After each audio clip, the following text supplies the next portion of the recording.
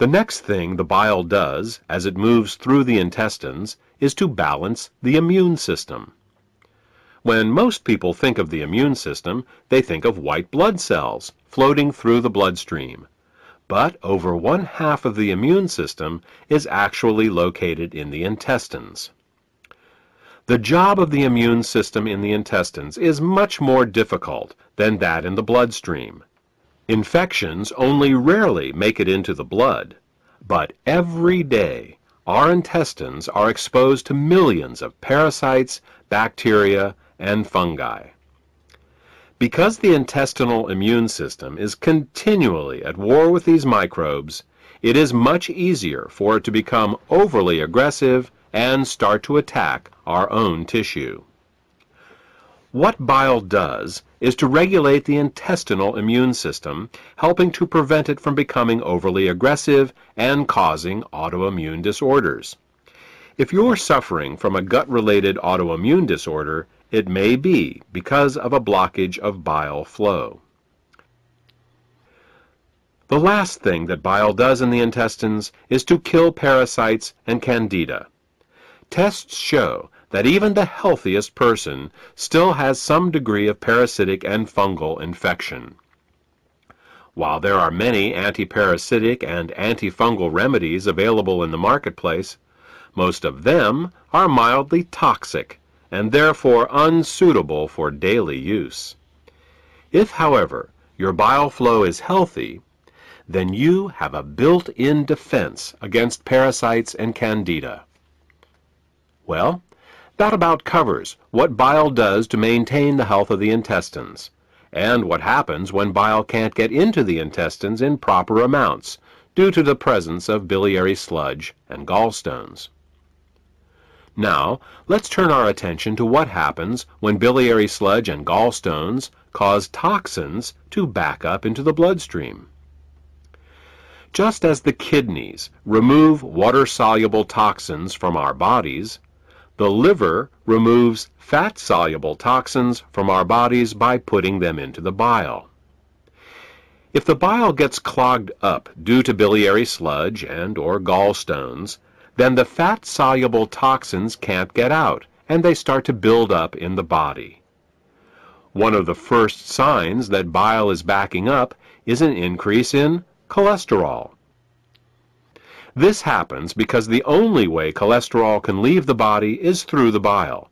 Impaired bile excretion causes cholesterol levels to rise. It's that simple.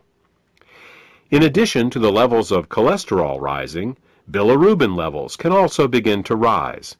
If they get to be bad enough, you can see the whites of a person's eyes, and sometimes their skin, take on a yellow tint. The technical term for this is jaundice. While an increase in cholesterol and bilirubin levels in the body is easy to recognize, the accumulation of other toxins is not. Literally thousands of toxins and chemicals are processed by the liver for removal through the bile each day. When gallstones and biliary sludge prevent these toxins from leaving the body, they begin to accumulate in the bloodstream and the tissues, causing all sorts of problems. Dissolving gallstones and biliary sludge is an often overlooked but vitally important part of any detoxification program. The last problem we will discuss, that is caused by bile backing up into the bloodstream, has to do with immune function. As we said earlier, bile plays an important role in the immune system of the intestines by keeping it from becoming overly aggressive. Unfortunately, what's good for the immune system of the intestines is terrible for the rest of the body. Studies have shown that when bile acids are present in the bloodstream, they inhibit chemotaxis and phagocytosis. These are fancy words for how well white blood cells can locate, move towards, and swallow infectious microbes. Thus, what starts out as a beneficial immunoregulative action in the intestines becomes an immunosuppressive action in the bloodstream and the tissues. These are all effects of bile backing up in the bloodstream. The final set of problems we will discuss is how biliary sludge and gallstones can affect the neighboring organs.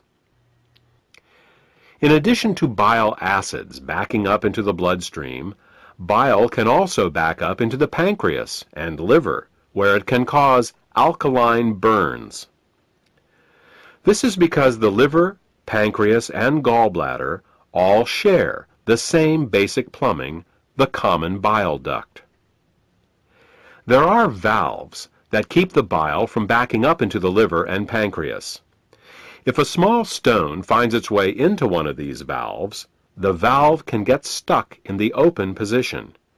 If this happens, then every time the gallbladder contracts to squeeze the bile into the small intestines, it can also squeeze the bile into the pancreas and the liver, causing caustic alkali burns and irritation.